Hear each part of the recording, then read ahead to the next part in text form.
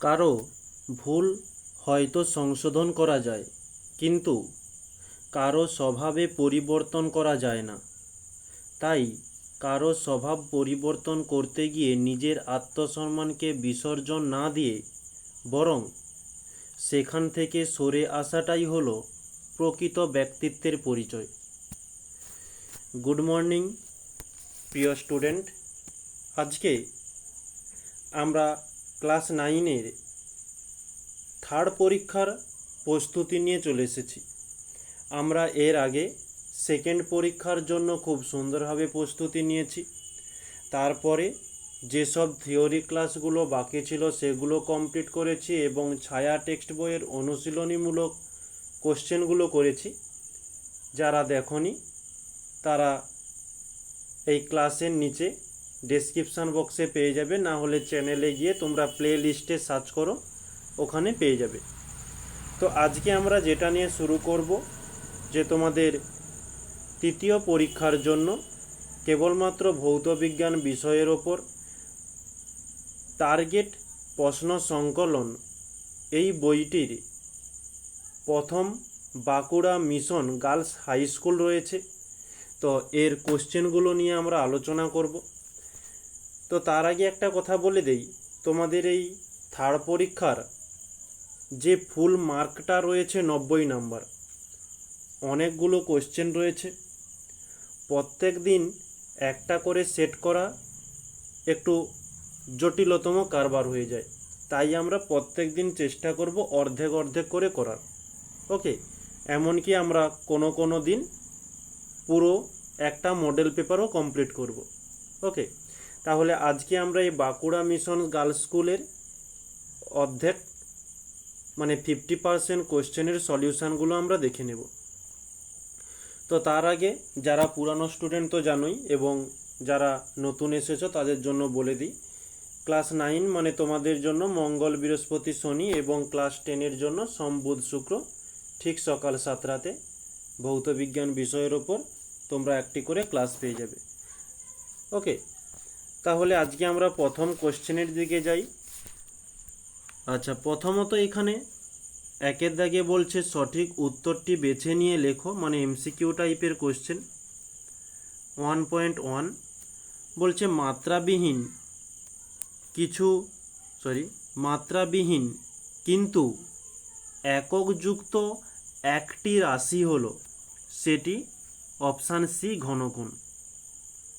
পরবর্তী, প্রদত্ত কোন যন্ত্রটি শব্দের প্রতিফলনকে কাজে লাগিয়ে চলে না, সেটি স্টেথোস্কোপ।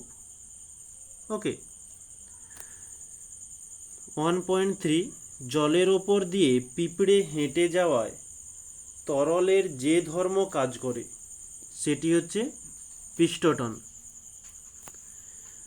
গৃহীত ও বর্জিত তাপ নির্ভর করে না, সেটি বস্তুর ঘনত্বের ওপর। তো আমরা এই গৃহীত ও বর্জিত তাপ, যে তাপের সূত্র জানি, কিউ সমান mst। এম হচ্ছে বস্তুর ভর, এস হচ্ছে আপেক্ষিক তাপ, আর টি হচ্ছে উষ্ণতা। কিন্তু এই ঘনত্ব ডি এর কথা এখানে কোথাও উল্লেখ নেই, তাই আমরা বস্তুর ঘনত্বকেই তুলে ধরেছি। নেক্সট যাব, উচ্চতা বৃদ্ধির সঙ্গে অভিকর্ষীয় স্থিতিশক্তির কীরূপ পরিবর্তন হবে, সেটি বৃদ্ধি পাবে। আমরা স্থিতিশক্তির যে সমীকরণটি জানি, ইপি সমান mgh। এখন এখন হয়তো 1 আছে, আমরা উচ্চতা বৃদ্ধির ফলে যদি একে 2 করি, তাহলে mgর সঙ্গে 2 গুণ করে ইপি এর মান সবসময় বৃদ্ধি পাবে। ওকে, তাই আমরা এখানে করব, ইপি হচ্ছে স্থিতিশক্তির মান সর্বদা বৃদ্ধি পাবে। নেক্সট বলছে একটি বস্তুর সরণ ডি এবং অতিক্রান্ত দূরত্ব এস হলে এর মধ্যে কোনটি সঠিক? তো অপশান সি আমরা চুজ করব। ওকে,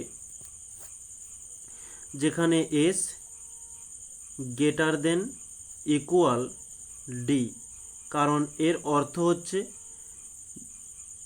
ডি মানে সরণের থেকে অতিক্রান্ত দূরত্ব বড় হয় এবং সমানও হতে পারে। নেক্সট পরবর্তী আমরা স্লাইডে যাচ্ছি। আচ্ছা, এখানেও সেই প্রশ্নটি রয়েছে, এটা ছাড়লাম তাহলে, এটা হচ্ছে সি আমরা মার্ক করেছি। নেক্সট বলছে ক্যাটায়ন বিনিময়কারী রেজিনের সাধারণ সংকেত হলো আর এইচ প্লাস। নেক্সট দার্জিলিংয়ে জলের স্ফুটনাঙ্ক কত? Option C 100 degree Celsius. 9 মানে 9-এর দাগে কোন লবণটি জলীয় দ্রবণে প্রশম? 1.9-এ তাহলে বলেছে যে কোন লবণটির জলীয় দ্রবণ প্রশম, সেটির সঠিক অ্যান্সার হয়ে যাবে NaNO3। ওকে, নেক্সট পরবর্তী পদার্থ কোনটি ক্ষার নয়? সেটি NaOH। নেক্সট নেল পালিশ তুলতে প্রদত্ত কোন দ্রাবকটি ব্যবহৃত হয়? অ্যাসিটোন। তারপরে বলা হয়েছে 2 মোল অ্যামোনিয়ার ভর কত? অ্যামোনিয়ার সংকেত হয়ে থাকে NH3। যেহেতু 2 মোল বলেছে সামনে 2 দিলাম, এর ভর কি হবে? এনকে এন 2কে 2 চলে এলো ইন্টু এনের 14 প্লাস এইচের 1, 3টি এইচ রয়েছে, 3 দিয়ে গুণ করলাম। ওকে, তাহলে 2 গুণিতক 14কে 14 প্লাস 1 3-এ 3 চলে এলো, তাহলে 2 গুণিতক 14 প্লাস 3 সমান 17, আর 17 দুগুণে 34 এত গ্রাম। আমাদের তাহলে অপশান সি। নেক্সট পরবর্তী এল এর কোন কক্ষের ইলেকট্রন বর্জিত হয়ে Al3+ গঠিত হয়? আচ্ছা, এল 13 নম্বরের মানে উপস্থিত থাকে, তাহলে যদি ইলেকট্রন বিন্যাস করা হয় KLM 13 ইলেকট্রন বিন্যাস করলে কে কক্ষে সবসময় 2টি থাকে, এল কক্ষে 8টি থাকে, তাহলে হয়ে গেল 10টি। তাহলে 13 থেকে 10 বাদ দিলে আর 3টি থাকবে, 3টি রয়েছে এমে মানে এম কক্ষের মধ্যে। এখানে বলেছে এল এর কোন কক্ষে ইলেকট্রন বর্জন হয়ে Al3+ হবে, তাহলে বর্জন মানে দিয়ে দিবে, তাহলে কোন কক্ষ থেকে দিচ্ছে? এম কক্ষ থেকে, তাহলে উত্তর আমাদের হয়ে যাচ্ছে অপশান সি এম। নেক্সট পরবর্তী প্রশ্ন, এখন আমরা 2-এ অতি সংক্ষিপ্ত উত্তর দাও, এই প্রশ্নগুলো আমরা দেখে নেব। প্রথম কোশ্চেন, আয়তনের একক কি মৌলিক না লব্ধ একক? আয়তনের একক হচ্ছে মৌলিক একক। তারপরে বলছে পৃথিবী থেকে নক্ষত্রের দূরত্ব কোন এককে পরিমাপ করা হয়? এটি হচ্ছে আলোক বর্ষ এককে। অথবাতে বলছে 0 ডিগ্রি সেলসিয়াস উষ্ণতায় 1 গ্রাম জলের আয়তন সবথেকে বেশি, এটি মিথ্যা, কারণ এর সত্যটা হয়ে যাবে যে সবথেকে কম হয়। ওকে, নেক্সট গাড়ির অডোমিটার কি নির্দেশ দেয়? আচ্ছা, গাড়ির অডোমিটার দূরত্ব নির্দেশ দিয়ে থাকে, মানে দূরত্ব নির্ণয়ে কাজে লাগে, দূরত্ব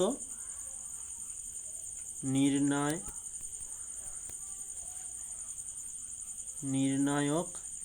আচ্ছা, 1 মিনিট, ঠিকঠাক লেখাটা হচ্ছে না।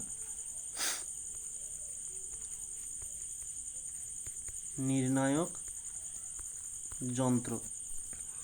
পরবর্তী প্রশ্ন বলছে একটি স্পর্শবিহীন বলের উদাহরণ দাও। আমরা লিখতে পারি যে চুম্বক বল।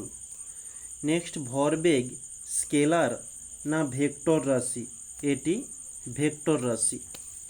তারপরে বলছে আর্কিমিডিসের সূত্রটি কি কৃত্রিম উপগ্রহের অভ্যন্তরে প্রযোজ্য?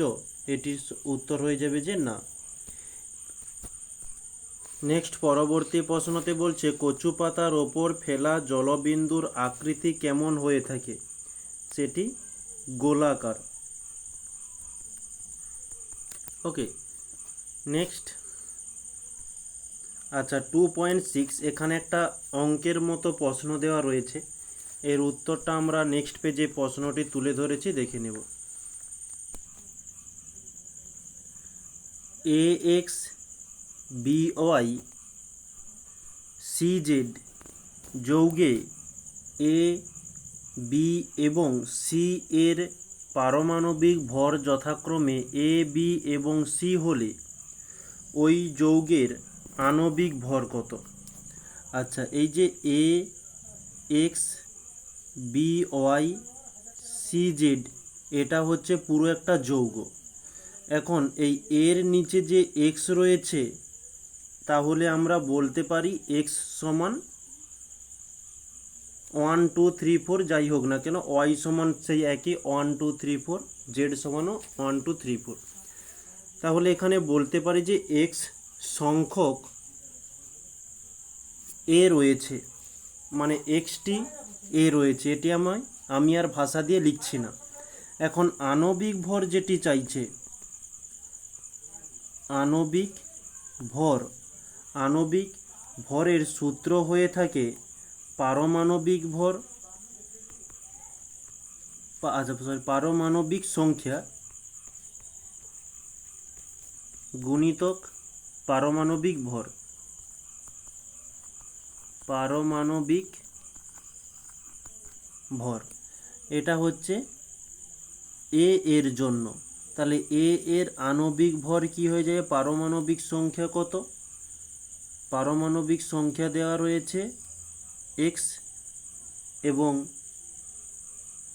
এটা পারমাণবিক করে ফেললাম, এটা তোমরা পরমাণুর সংখ্যা করো, বা একই জিনিস হচ্ছে। এটি তোমরা পরমাণুর সংখ্যা করো, তাহলে তোমরা বুঝতে সুবিধা হবে। পরমাণুর সংখ্যা, তাহলে এ এর পরমাণু সংখ্যা হচ্ছে এক্স ইন্টু পারমাণবিক ভর এ এর জন্য স্মল এ। ঠিক একই রকমের বি এর জন্য আণবিক ভর সমান একই সূত্র, পারমাণবিক সংখ্যা বি এর পারমাণবিক সংখ্যা ওয়াই এবং পারমাণবিক ভর বি। আর সি এর আণবিক ভর একই সূত্র, পরমাণুর সংখ্যা সি এর জন্য জেড এবং পারমাণবিক ভর সি। এখন এই পুরো যৌগটির আণবিক ভর যেহেতু বলেছে, আমরা তাহলে এখানে করব যে মোট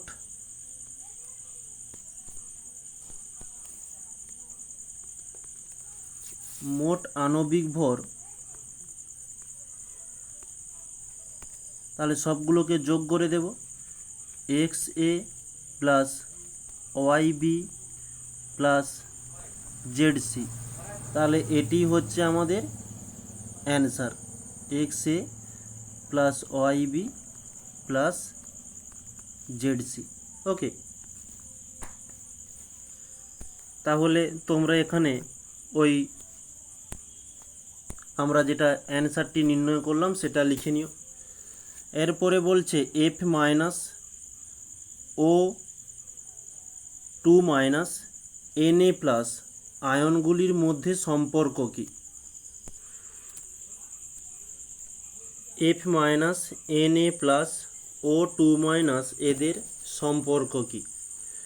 তো এফ এর পারমাণবিক সংখ্যা হয়ে থাকে 9, এর যদি ইলেকট্রন বিন্যাস করা হয় 2 এবং 7, যেটা কে এল এম এন করে কক্ষ রয়েছে, কে কক্ষে 2টি থাকে, এল কক্ষে 8টি থাকে, এম কক্ষে 8টি থাকবে, কিন্তু এল কক্ষে আমরা 7 দিয়েছি কেন? কারণ 8 দেওয়ার মতো ইলেকট্রন নেই। যদি এখানে 8 দিয়ে দেই তাহলে 8 2 10 হয়ে যেত, কিন্তু 10টি নয়, আমাদের এফ হচ্ছে 9 নম্বরে রয়েছে। তাহলে এই হয়ে গেল F9, যার ইলেকট্রন বিন্যাস 27। এখন আমাদের প্রশ্নে যেটা রয়েছে F মাইনাস কথাটির অর্থ কি? মাইনাস মানে নিয়ে নেবে আর প্লাস মানে দিয়ে দেবে, এখানে ঠিক উল্টো জিনিসটা কাজ করবে। তাহলে এখানে মাথাতে শুধু মাইনাস রয়েছে, কিছু সংখ্যা দেয়নি, মানে আমরা 1 ধরে নিতে পারি, 1 মাইনাস। তাহলে এর ইলেকট্রন বিন্যাস কি হবে? 2 8। এবারে 8 দিলাম কেন? কারণ এই যে -1 মাইনাস হয়েছে মানে প্লাস, মানে যোগ হবে। ওকে, তাহলে এখানে টোটাল কটি ইলেকট্রন হচ্ছে? 10টি ইলেকট্রন। এবারে আমরা এন এর জন্য নির্ণয় করব। এন এ, আচ্ছা, এন এর জন্য সংখ্যা হয়ে থাকে 11, যেটা আমরা সেই পারমাণবিক ছকেই আমরা জেনেছিলাম। তো এর ইলেকট্রন বিন্যাস করলে 2 8 10 হয়ে গেল, আর 1 থাকছে 11, কমপ্লিট। আমাদের প্রশ্নে এবারে যেটা বলছে এন এ প্লাস, প্লাস মানে কি? মানে দিয়ে দিয়েছে। ওকে, আর মাইনাস মানে নিয়ে নেওয়া। মাথাতে কোনো সংখ্যা নেই মানে 1 রয়েছে, তাহলে 1টা দিয়ে দিয়েছে, এর ইলেকট্রন বিন্যাস হয়ে যাবে 2 8। 1 দিলাম না, ওকে, 1 এটা ক্যান্সেল করলাম, কারণ কি 1টা তো সে দিয়ে দিয়েছে। তাহলে 8 + 2 করলে 10টি ইলেকট্রন। এরপরে আমরা যাব অক্সিজেন ও এর জন্য। আচ্ছা, এর ইলেকট্রন বিন্যাস হয়ে থাকে কি? আচ্ছা, এর পারমাণবিক সংখ্যা হয়ে থাকে 8। এর ইলেকট্রন বিন্যাস করলে 2, 8 থেকে 2 মাইনাস করলে পাচ্ছি 6, সেটা হচ্ছে এল কক্ষে হয়ে যাবে। এটি হচ্ছে ইলেকট্রন বিন্যাস। আমাদের প্রশ্নে বলেছে ও 2 মাইনাস, মাইনাস মানে কি? নেওয়া। কটা নিয়েছে? 2টো নিয়েছে। আগেরটাতে কিন্তু কোনো সংখ্যা ছিল না, ওকে, তাই আমরা 1 ধরেছি। এখানে যেহেতু 2 দেওয়া হয়েছে তাহলে কোনো অসুবিধা নেই, 2টো ইলেকট্রন নিয়েছে। তাহলে 2 6-এর সঙ্গে 2 যোগ করে দেব, আমরা পাচ্ছি 8। এখানে তাহলে কটি ইলেকট্রন হলো?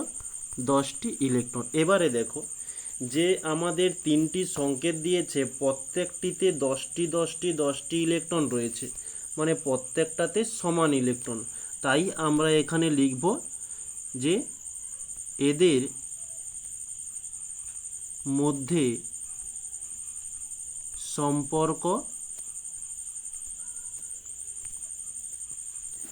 আইসো ইলেকট্রন। ওকে, আইসো ইলেকট্রন, এটি হচ্ছে আমাদের অ্যান্সার। তাহলে আমরা এখানে লিখে নেব যে আইসো ইলেকট্রন। নেক্সট, এরপরে বলছে বি, যার মাথাতে ভর সংখ্যা 12, পারমাণবিক সংখ্যা বা প্রোটন সংখ্যা আমরা বলতে পারি 5, আর সি হচ্ছে 13 6। এদের মধ্যে সম্পর্ক কি? আমরা জানি যে মাথার ওপরে যে ভর সংখ্যাটি থাকে তার মধ্যে নিউটন এন থাকে এবং প্রোটন পি থাকে, আর নিচের যে সংখ্যাটি থাকে সেটি হচ্ছে প্রোটন। তাই আমরা যদি 12 থেকে 5কে মাইনাস করে দেই তাহলে আমরা নিউটন সংখ্যাটি পাচ্ছি।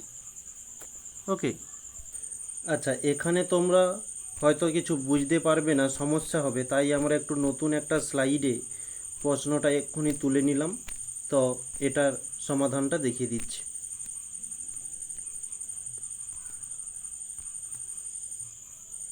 দুটি মৌল দেওয়া হয়েছে, একটি হচ্ছে বি, যার ভর সংখ্যা 12 এবং পারমাণবিক সংখ্যা 5, আমরা এটিকে প্রোটন সংখ্যাই বলি। আর একটি রয়েছে সি, এর উপরে রয়েছে ভর সংখ্যা। আচ্ছা, এখানে আমরা যে বি যৌগটি নিয়েছি এটি হচ্ছে উপরে রয়েছে 12, নিচে রয়েছে 5। জিনিসটা কীরকম হচ্ছে, নিচে নিউটন রয়েছে, উপরে নিচে প্রোটন এবং উপরে নিউটন প্লাস প্রোটন। ওকে, তাহলে এন প্লাস পি সমান 12। তাহলে এখানে এন সমান রয়েছে 5। আবারও একটু মিস্টেক করে ফেললাম। পি সমান মানে প্রোটন সমান রয়েছে 5। তাহলে পি এর কাছে আমি যদি 5 বসিয়ে দেই তাহলে এন এর মান পাচ্ছি 12 মাইনাস 5 সমান 7।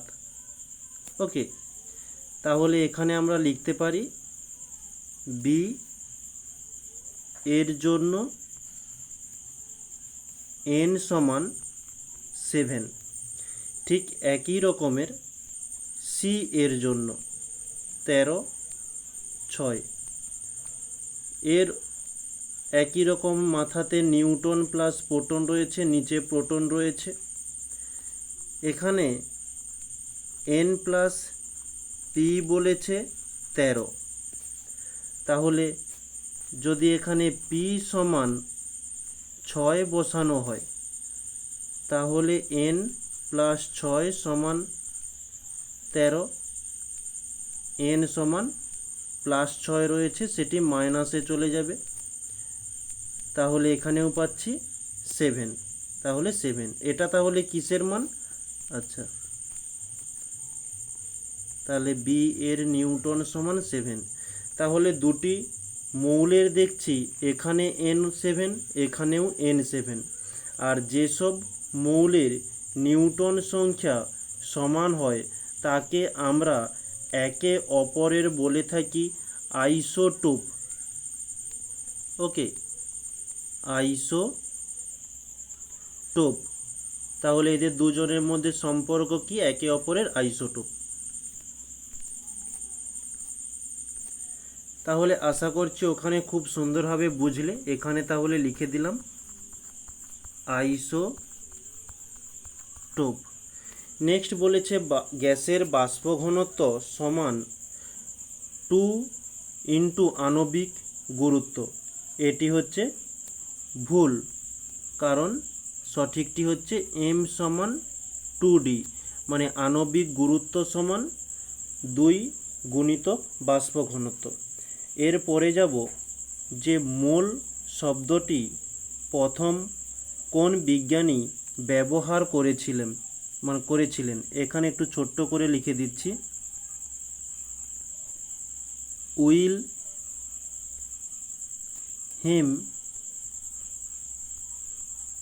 অসওয়াল্ড। নেক্সট বলছে 1 মোল Na প্লাস আয়নে Na প্লাস আয়নের সংখ্যা কত? আচ্ছা, এই প্রশ্নটি অন্য একটা সাইডে তুলে ধরেছি, এখানে অ্যান্সারটি আমরা দেখে নিই।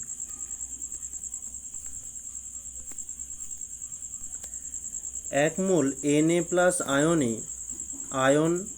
Na প্লাস আয়নের সংখ্যা কত? আমরা জানি যে 1 মোল আয়নে আয়ন সংখ্যা হয়ে থাকে 6.022 ইন্টু 10⁻23, মানে অ্যাভোগাড্রো সংখ্যা। ওকে, এতটি। ঠিক একই রকমের 1 মোল Na প্লাস আয়নে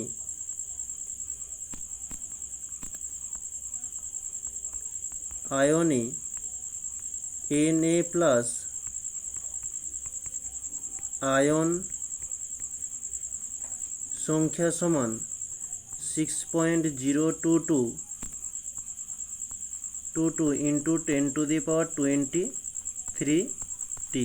এটি হচ্ছে আমাদের অ্যান্সার। ওকে, তাহলে অ্যান্সারটি দেখে নিও। নেক্সট পরবর্তী বলছে সাবানের দ্রবণ ও চিনির দ্রবণের মধ্যে কোনটিতে আলোকরশ্মি বিচ্ছুরিত হয়? সেটি সাবানের দ্রবণ। ওকে, এখন আমরা পরবর্তী কোশ্চেনের দিকে চলে যাচ্ছি। 2.11 বলছে একটি শোধক কেলাসের নাম লেখো। সেটি হয়ে যাচ্ছে ব্লু ভিটিওল,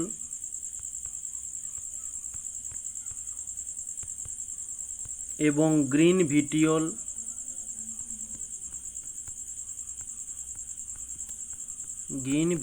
এইসব হয়ে যাবে। নেক্সট বলছে দৈনন্দিন জীবনে ব্যবহৃত হয় এমন দুটি ক্ষারের নাম। প্রথমত NH4OH অ্যামোনিয়ামের জলীয় দ্রবণ, যেটি সাবানে ব্যবহৃত হয়ে থাকে। তারপরে NaOH সোডিয়াম হাইড্রোক্সাইড, যে কোনো পরিষ্কারের জন্য ব্যবহার হয়ে থাকে। ওকে, নেক্সট হচ্ছে মিল্ক অফ ম্যাগনেসিয়ার পার্শ্ব প্রতিক্রিয়া কী? এটার পার্শ্ব প্রতিক্রিয়া মানে এটি যারা বেশি ব্যবহার করে তাদের ডায়রিয়া হয়ে থাকে সাধারণত, এবং পেট ফাঁপা ভাব থাকে, পেট ফাঁপা। নেক্সট বমি বমি ভাব দেখতে পাওয়া যায়, বমি ভাব, এবং সামান্য ওজন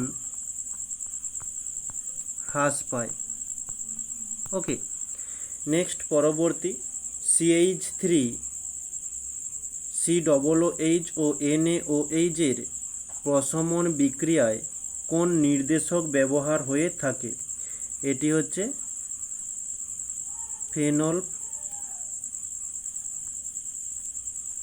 ফেনলফথেলিন। নেক্সট অ্যাজিওট্রপিক মিশ্রণ কি? আচ্ছা, এর অ্যান্সারটি তোমাদের দেখছি, এক মিনিট।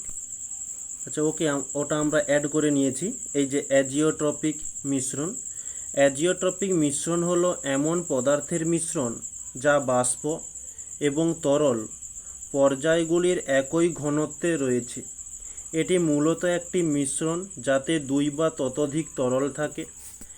একটি জিওট্রপিক মিশ্রণে মূলত ধ্রুবক বা একই ফুটন্ত বিন্দু থাকে এবং মিশ্রণের বাষ্পের ও তরলের মতো একই গঠন থাকে।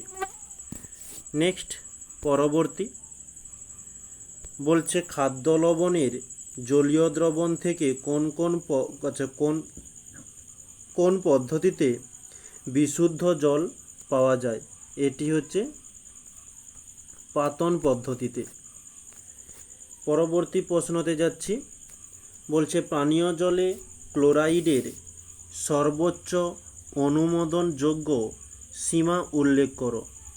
এটি 250 মানে 250 থেকে 1000 মিলিগ্রাম হয়ে থাকে, 1000 মিলিগ্রাম। নেক্সট বলছে দন্তক্ষয় রোধ করে কোন আয়ন? সেটি হচ্ছে ফ্লোরাইড। নেক্সট বলছে বিওডি এর পুরো কথাটি কি? যেটি বায়োলজিক্যাল অক্সিজেন ডিমান্ড, লজিক্যাল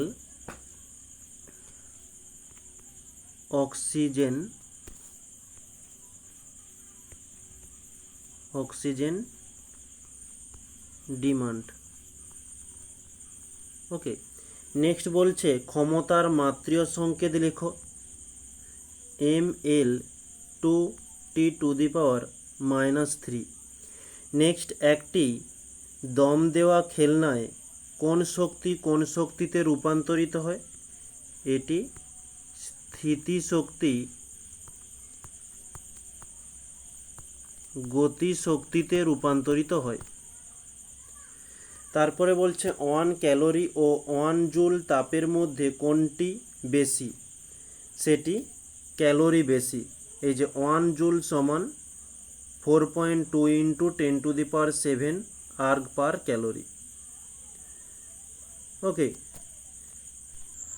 আচ্ছা এখানে উত্তরটি জুল হবে। 1 মিনিট, এটা একটু ক্যান্সেল করে দিই।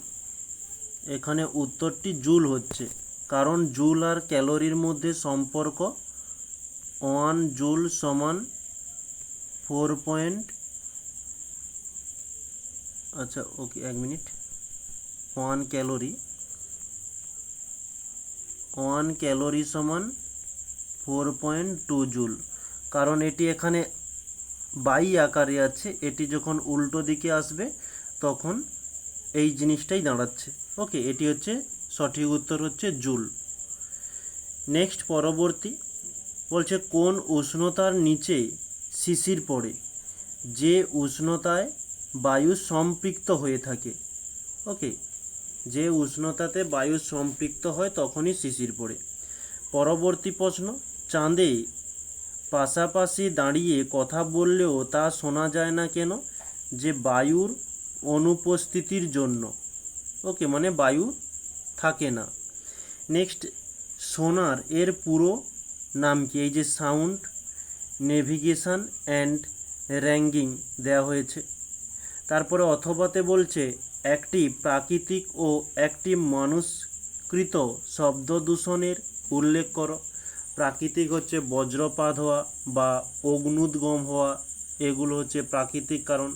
আর মানুষ সৃষ্ট হচ্ছে মাইক বাজানো, ঘন ঘন গাড়ির হর্ন বাজা, এইসব। এরপরে আমরা নেক্সট চলে এলাম যে সংক্ষিপ্ত উত্তর দাও 3.1 বলছে সাধারণ তুলার শুভেদিতার দুটি শর্ত লেখো। আচ্ছা, এখানে অ্যান্সারটা একটু কাটাকাটি হয়ে গেছে, তাই পড়ে দিচ্ছি, তোমরা দেখে নিও। শুভেদিতা কি? তুলাদণ্ডকে লম্বা ও হালকা করা দরকার। তুলাপাত্রগুলিকে হালকা করা আবশ্যক। তুলাদণ্ডের আলম্ব ও ভরকেন্দ্রের মধ্যে দূরত্ব কম থাকা দরকার। 4 বলছে সূচক লম্বা করা দরকার। ওকে, নেক্সট 3.2 বলছে নিউটনের দ্বিতীয় গতিসূত্রের সাহায্যে এফ সমান এম এ সমীকরণটি প্রতিষ্ঠা করো। তো নিউটনের দ্বিতীয় সূত্রতে কি বলেছে?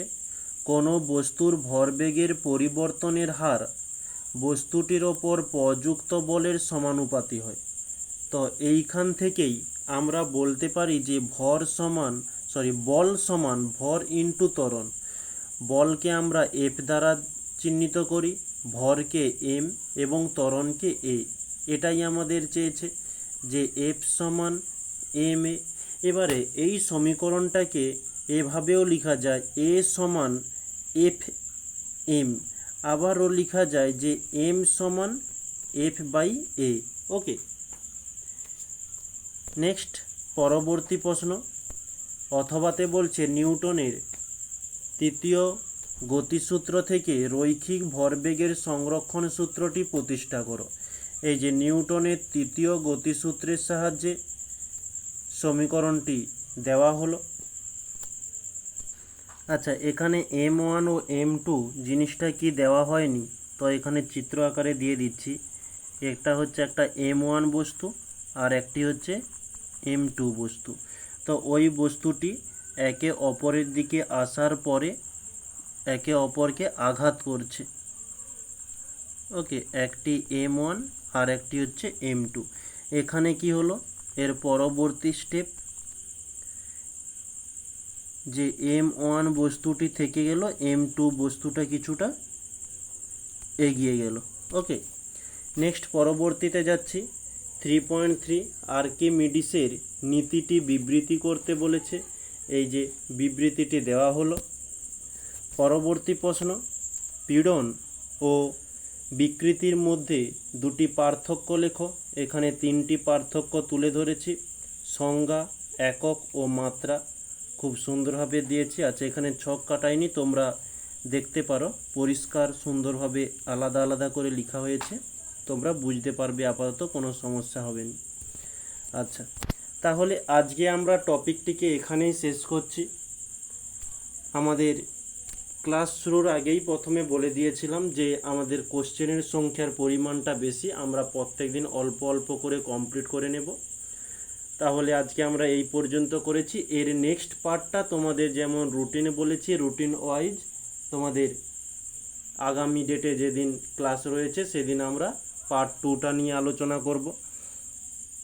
আচ্ছা, তার আগে একটা কথা বলে দিই, এখন আমরা যে ফাইনালি পিডিএফটা রেডি করলাম, যদি তোমাদের কারো প্রয়োজন হয় তোমাদের কাছে পৌঁছে দেওয়ার জন্য একটি টেলিগ্রাম গ্রুপ করা হয়েছে, যেখানে তোমরা অ্যাড হওয়ার জন্য এই ক্লাসের নিচে ডেসক্রিপশান বক্সে একেবারে শেষের দিকে একটি টেলিগ্রাম লিঙ্ক পাবে, ওখানে ক্লিক করলেই তোমরা অ্যাড হয়ে যাবে। ওখানে তোমরা ফ্রিতে এই পিডিএফটি ডাউনলোড করে নিতে পারো।